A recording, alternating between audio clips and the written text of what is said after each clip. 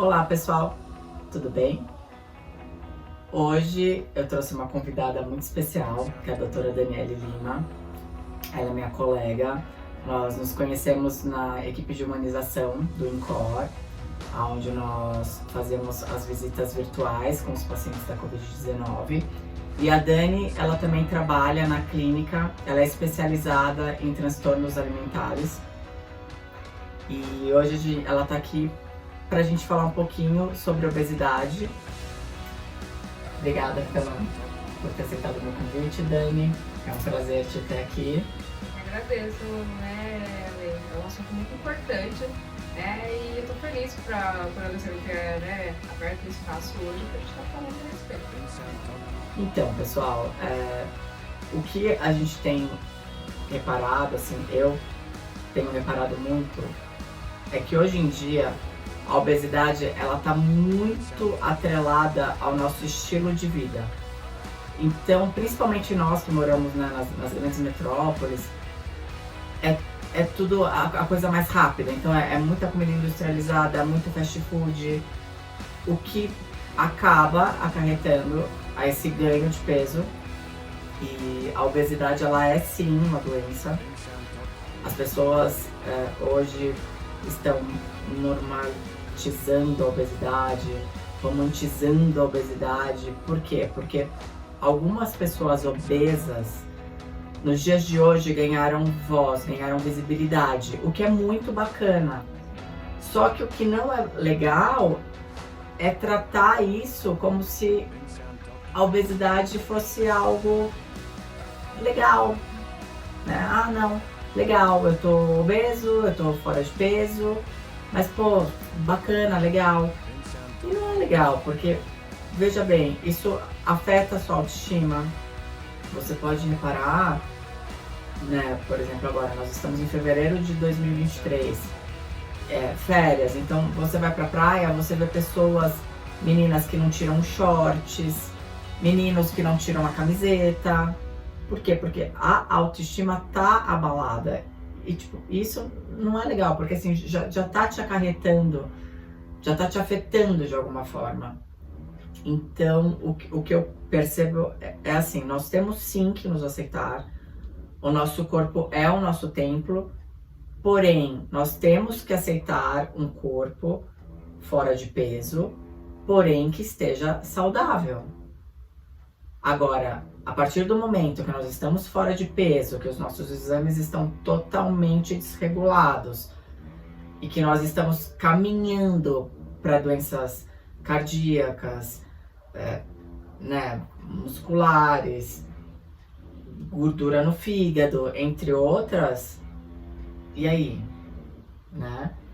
E o que acontece também é o seguinte, o que eu reparo também é que a comida, ela tá muito lado a lado com a afetividade. Então, por exemplo, se eu convido a Dani pra ir na minha casa, então assim, pô, Dani, vai lá em casa, vamos comer uma pizza, né? Ou vamos lá que eu vou comprar legumes, que tem uns legumes assados que a gente adora. Vamos comer legumes assados e tomar um vinho. Então, tem essa ligação, né? Vamos fazer uma noite de queijos e vinhos, além das memórias afetivas. Então, relembrar a minha avó, a uma festa com a minha família, ou tem alguns alimentos que a gente só come em datas comemorativas. Então, eu não vejo a hora de chegar o Natal para comer tal prato, tal sobremesa. E isso vai fazendo com que cada vez mais a gente acaba sendo induzido a comer. E eu vou falar uma situação minha, depois eu vou deixar a Dani falar, né, porque ela é convidada, mas só eu falo, né? Já vou deixar você falar, Dani. O assunto é bem importante, ele é bem legal, na verdade, também, né? Exato, e é de extrema importância. E o que eu falo? Porque, por exemplo, às vezes você que tá aí vendo esse vídeo agora, tá olhando aqui desse lado e pensando, A Alessandra tá aí falando sobre obesidade, sobre afetividade, sobre mas você vai pra praia e não tira roupa, sobre autoestima, mas olha aí, olha ela, olha o corpo dela, ela é magra, né? Só quem tá fora de peso, só quem tem uma obesidade sabe o que é isso na pele, só que veja bem, eu em 2012 eu tive um problema de saúde, eu tive um problema de estar fora de peso, eu tive todos os meus exames alterados e o que na época me fez entrar em pânico foi quando a minha médica, minha endócrina, virou e falou: olha, se você engordar mais 1 quilo, você já estará diabética, porque você já está no limite, então você tem que parar de comer hoje, agora, a não ser que você queira entrar numa diabetes e daí você não sai mais. E isso me deixou bem assustada, bem assustada. Só que veja bem, gente, o segredo não é perder peso. Porque quando você perde peso, você ganha depois. Então o segredo é eliminar peso. E como você elimina peso? Fazendo uma reeducação alimentar. Eu demorei 1 ano para perder os 16 quilos que estava extra. Para vocês terem uma ideia do que eram esses 16 quilos, naquela época eu estava pesando 66 quilos e usando um manequim 44. Eu saí do manequim 36 e pulei para um 44.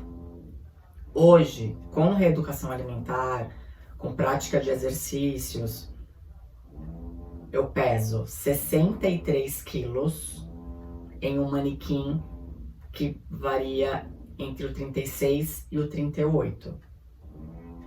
Então, outra dica a gente não pode ficar se atentando a peso de balança. E sim a outras técnicas. Então a gente tem que ver, tipo, como estão os nossos exames de sangue, como tá o nosso índice de gordura no corpo, né? O nosso índice de massa corpórea. Porque quando você tem uma estrutura muscular boa, consequentemente você tem menos problemas articulares, porque você tem músculos que protegem as suas articulações. E daí, em cima de tudo isso, eu vou parar de falar, só quis dar o meu exemplo, que é para vocês perceberem que não é peso. Comer, a gente pode comer um pouquinho de tudo, o segredo está nas quantidades. E daí, Dani, eu queria que você falasse pra gente um pouquinho sobre como é todo esse processo para você chegar a fazer uma cirurgia bariátrica, já que hoje em dia muitas pessoas pensam o quê? Pra que eu vou fazer o que essa menina aí fez? Imagina, maior trabalho, eu tenho que ficar fazendo reeducação alimentar, cuidando da alimentação, fazendo exercício. Eu vou comer tudo que eu quero, eu vou ter a vida que eu quero, comer tudo que eu quero. Nossa, vou comer. Aí lá na frente, quando eu tiver obeso, com obesidade mórbida, eu vou no médico e faço uma bariátrica. Né? Olha que simples, é tão simples, é só ir no médico fazer a cirurgia e tá tudo bem. Eu volto, a ser magro. Então eu queria que você falasse um pouco sobre essa mentalidade dos dias de hoje e como é a hora que essa pessoa chega para fazer a cirurgia bariátrica, quem são esses profissionais envolvidos em toda essa questão? Bom, né, primeiro assim, né, seria bom, né, se tivesse toda essa facilidade, se fosse, né, a gente tivesse essa passagem, né, vou comer, vou viver e depois qualquer coisa, eu tenho uma forma de fazer isso muito prático, uma forma muito rápida, só que não, né, ela não tem toda essa rapidez, né, então ele é um processo que ele, né, além do cirurgião bariátrico, ele precisa da nutricionista, ele precisa de uma avaliação do cardiologista, do psicólogo, né, que é muito importante, e uma bateria, assim, de exames, né, para ver função pulmonar, né, entre os exames básicos para saber se tem diabetes, ultrassom para saber se tem esteatose, né, que é a gordura do fígado, entre outros, assim, é uma lista bem extensa de exames.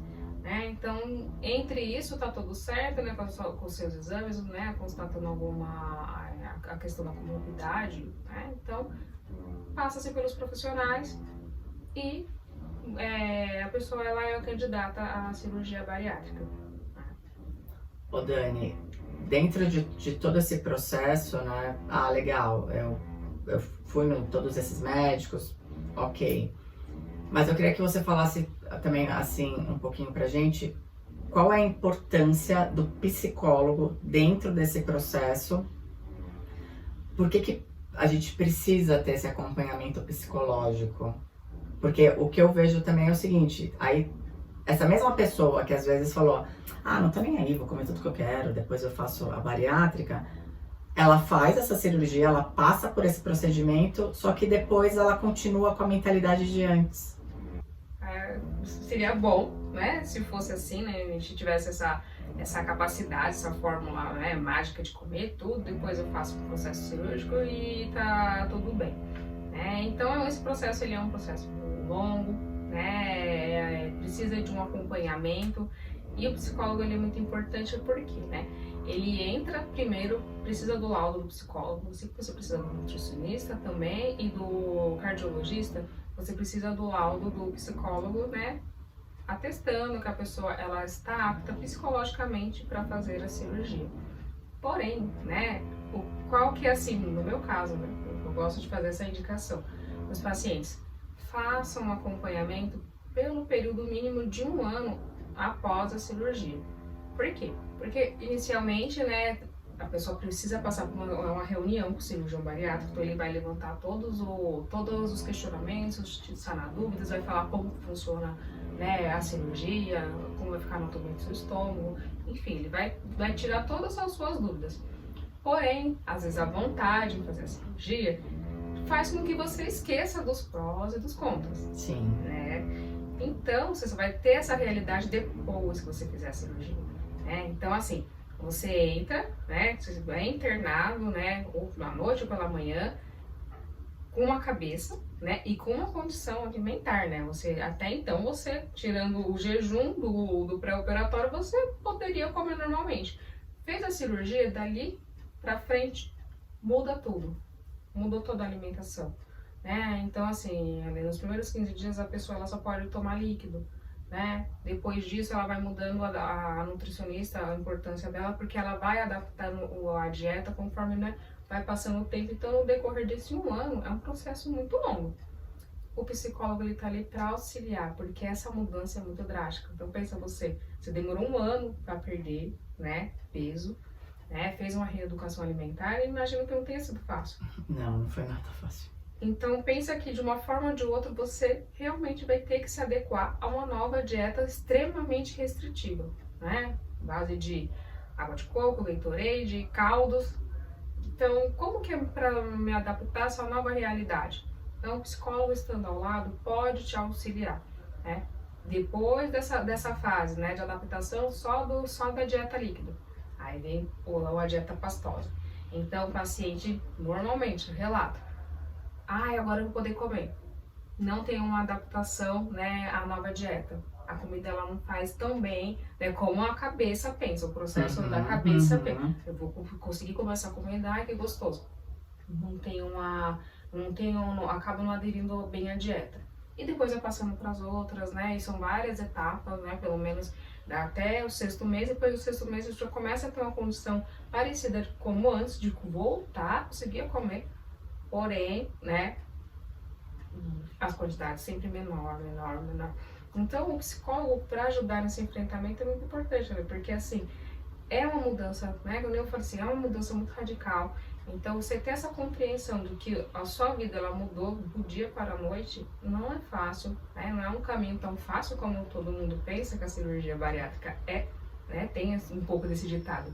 E não é o caminho mais fácil, é um caminho que vai te colocar dentro, assim, dentro de dietas, né? E assim, para você ter um olhar que realmente adaptação alimentar, uma nova condição de vida, você de uma certa forma vai precisar fazer isso, coisa que talvez a pessoa não fez a vida toda, por isso que ela está obesa. Então, ela, se ela optou pela cirurgia, então ela vai ter que colocar isso na rotina dela. Ô Dani, e outra coisa que eu percebo também, né, porque muitas vezes esse paciente que foi para cirurgia bariátrica é uma pessoa com muito peso. Então você tem pacientes com 200 quilos, por exemplo. E depois tem todo aquele excesso de pele. Então esse mesmo paciente, ele vai ter que se submeter a uma nova cirurgia só para retirar esse excesso de pele. Então, acho que já entra, né, mais uma condição que praticamente, assim, é no decorrer de um ano, né, então ela perde muito peso, né, que vamos dar o seu exemplo novamente, né, você perdeu 16 quilos em um ano, então teve um espaço, né, bom para perder esse peso e o seu corpo ter esse entendimento. Na cirurgia bariátrica, a pessoa perde esse peso, 16 quilos, em 15 dias ou até 30 dias, mas entre esse tempo. Então, a perda de peso muito rápida. E pode vir com isso, conforme, né, você falou do peso, né, de 200 quilos, mas essa pessoa talvez pesando menos, pela forma rápida, né, da perda de peso, vai ter essa pele, né, essa flacidez, né, que eles chamam, tem locais que ainda chamam como barriga de avental, e chamam como cirurgia higiênica, que é a abdominoplastia, né, que é necessária para o quê? Adaptação de uma condição de vida melhor, né, para você depois conseguir fazer o seu exercício, sem ter o excesso de pele te atrapalhando, tudo. Então, já vem um novo preparo, né, preparar a minha mente novamente, porque será que eu preciso de uma nova cirurgia? Então, mais uma questão que entra aí, né, para o pensamento da cirurgia bariátrica. Outra dúvida que eu tenho é o seguinte, Dani. Existe contraindicação para cirurgia bariátrica?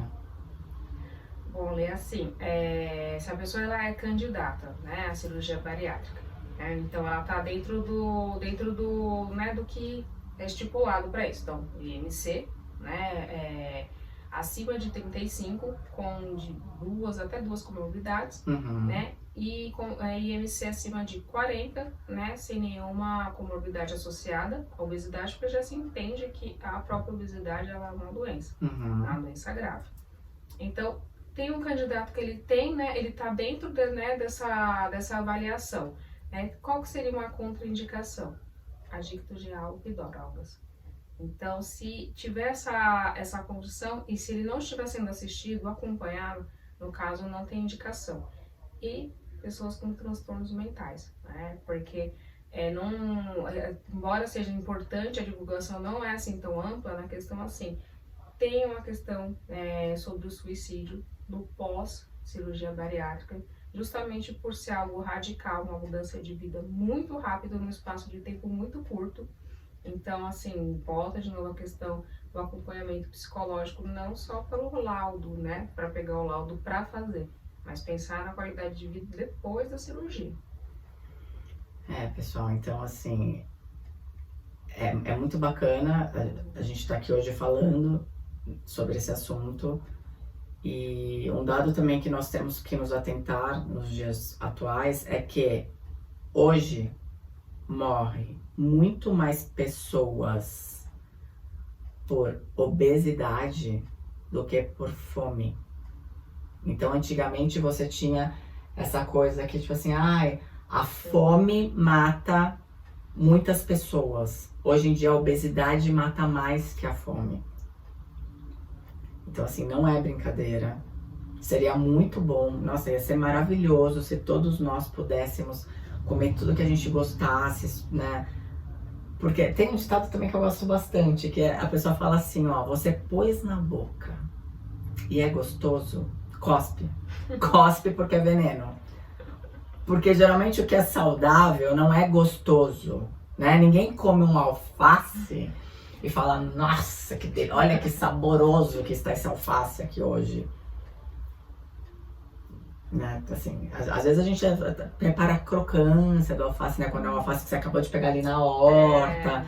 Então, veja bem, eu, por exemplo, que tenho um pai que mora no sul de Minas, que mora no campo, que no quintal da casa dele tem uma horta.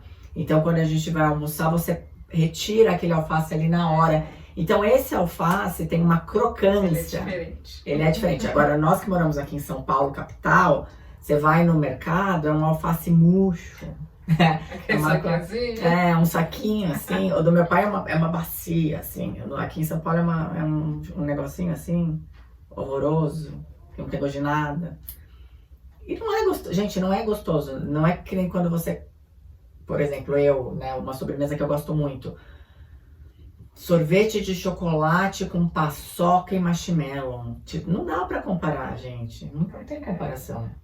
Ia ser uma delícia se eu pudesse comer isso todos os dias. Ia ser maravilhoso.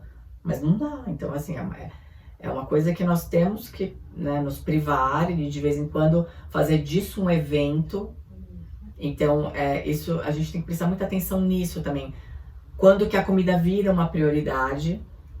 Então, esse é um dos sinais que nós estamos caminhando para a obesidade, quando nós começamos a todo dia com essa rotina. Não, tipo assim, hoje eu vou no rodízio de japonês, amanhã eu vou no rodízio de carne, depois de amanhã eu vou comer massa. Então, assim, a comida se tornou uma prioridade. Então, algo que nós fazíamos uma vez por semana, né? Eu vou me arrumar, eu vou me preparar, eu vou num restaurante, eu vou degustar aquela comida. Não, começa a ser uma coisa diária.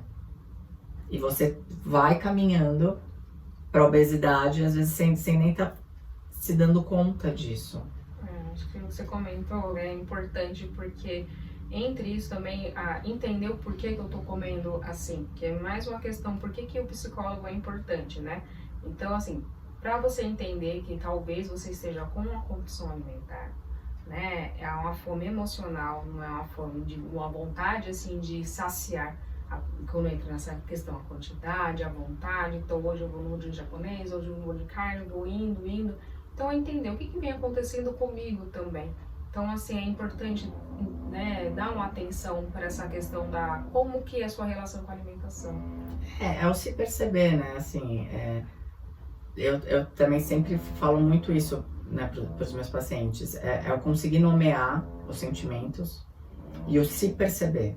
Então, quando a gente começa a se perceber, também vai virando essa chave, né? Então, você vê, às vezes você tá ansioso, porque você vai fazer um concurso, tem uma prova, então o que você faz? Existem aquelas pessoas que não comem, eu queria muito ser essa pessoa, e falar, não, eu estou muito nervosa, eu não tenho fome, eu não consigo comer nada. E tem aquelas pessoas que estão, né, ansiosas porque vai fazer uma prova, tá? E faz o quê? Come. Então pega uma barra de chocolate, não come um quadradinho, come a barra inteira. E come. Só que a hora que você tá fazendo isso, você nem sequer está sentindo o gosto do alimento. Exatamente. Você tá só engolindo. Uma coisa que eu aprendi também no meu processo foi o seguinte, e isso é bem bacana, pra você, ó que dica boa, gente. Primeira coisa, quando você senta para comer, e é importante sentar para comer. Aí algumas pessoas vão falar, não, mas você é louca, todo mundo senta para comer. Não.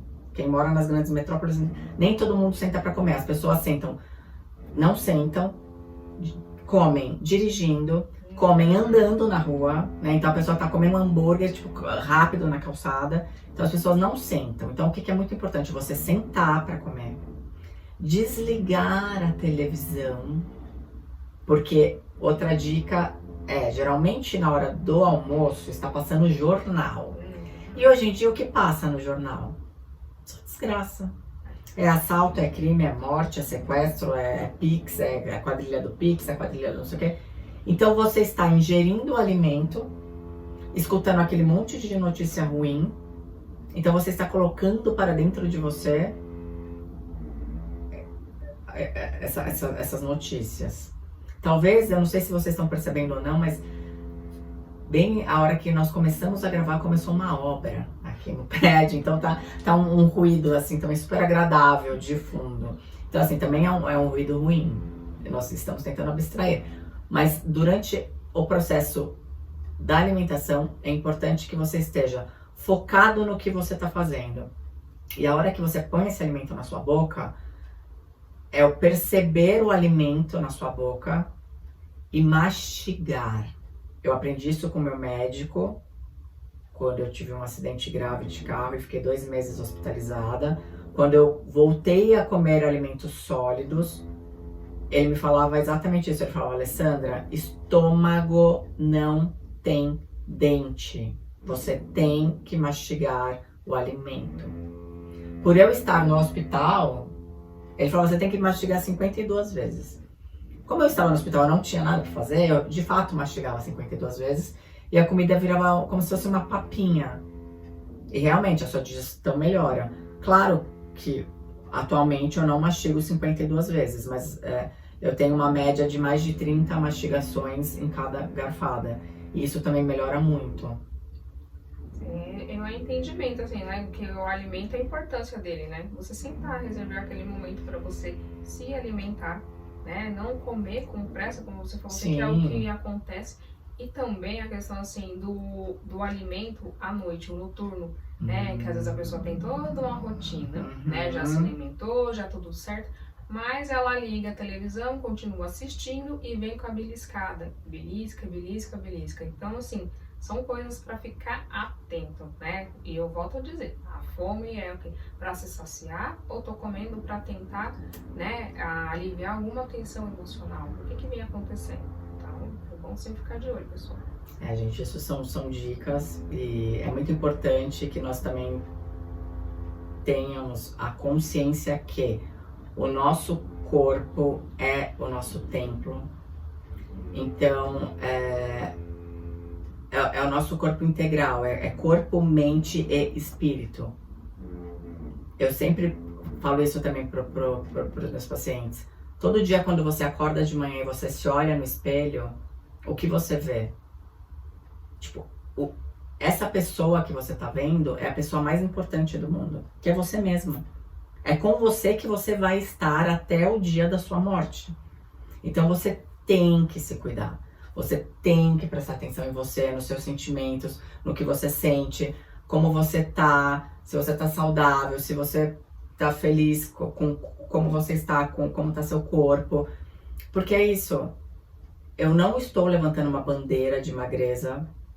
Não, eu estou levantando uma bandeira de sermos saudáveis. Nós podemos ser, digamos que um pouquinho fora de peso e saudável.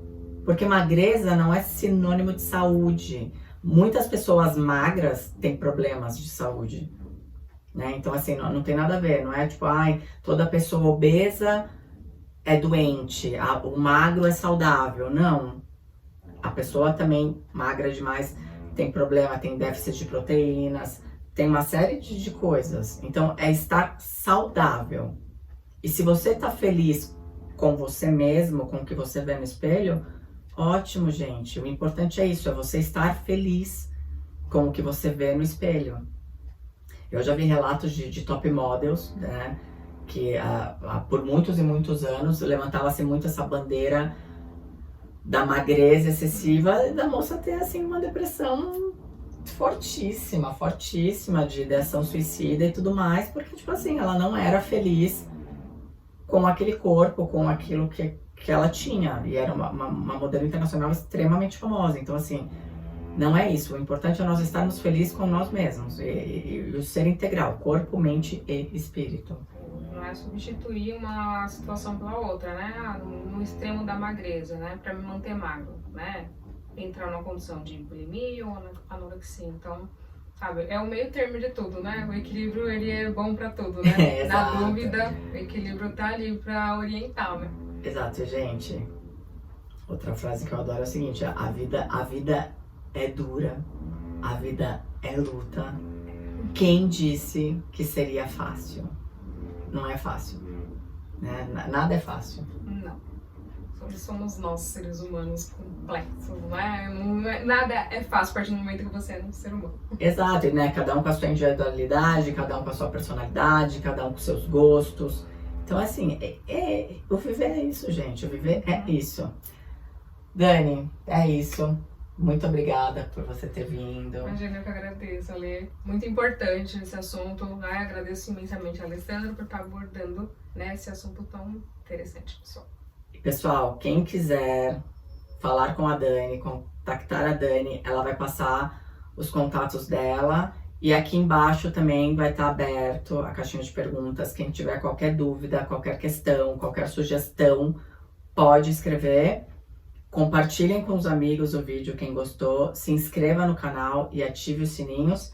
E Dani, passa todos os seus contatos pro pessoal. Vou passar, ó, o meu Instagram, tá? É PSI Dani Lima, tá? Meu telefone de contato é o 99348 1029. Repete. 99348 1029, tá? Eu faço atendimento, meu consultório fica na Rua Vergueiro, número 727, ao lado, grudadinho do metrô Vergueiro. Mas é grudado. Você saiu do metrô Vergueiro, você deu uma assim pro ladinho, ó, você caiu dentro da sala dela. Então a pessoa tá lá. É grudado, assim, grudado mesmo. Então quem quiser, né, tirar mais dúvidas, conversar sobre transtorno alimentares, sobre cirurgia bariátrica, entre outros assuntos, né, vai ser um prazer, né, estar recebendo vocês. Então é isso, pessoal. Muito obrigada pela audiência de vocês e até o próximo vídeo. Tchau!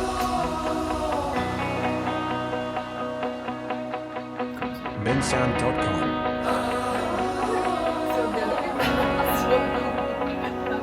Não precisa do lado do psicólogo, assim como precisa do nutricionista e também do... Errou! Adorei tudo.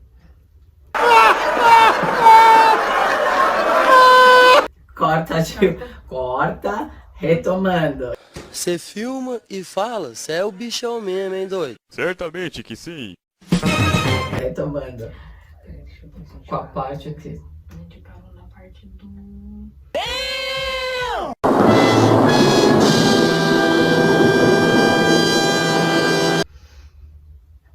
Da importância do psicólogo. Tá, então vamos voltar. Então vamos lá. 1, 2, 3. Eu lanchei também eu bebi o refrigerante, botei ketchup, mostarda e só. Oh my God!